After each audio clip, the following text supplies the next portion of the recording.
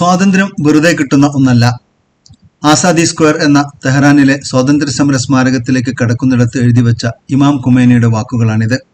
ഒരു രാജ്യം അതിന്റെ വിപ്ലവകാരികളെ ആദരിക്കാനും അവരുടെ പോരാട്ടങ്ങളുടെ ചരിത്രം പിൽക്കാല തലമുറകളെ ഓർമ്മപ്പെടുത്താനും ഉണ്ടാക്കിവെച്ച സ്മാരകമാണിത്.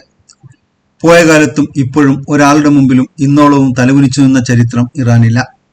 റോമൻ, ബൈസന്റൈൻ, മംഗോൾ, ഉസ്മാനിയ, ബ്രിട്ടീഷ്, സോവിയറ്റ് യൂണിയൻ, എന്തിനേറെ ഇസ്ലാമിക ഭരണകൂടങ്ങളായിരുന്ന അബ്ബാസിദുകൾക്കോ മംലൂക്കുകൾക്കോ പോലും പൂർണ്ണമായും കീഴടക്കാൻ കഴിയാതിരുന്ന രാജ്യമാണിത്.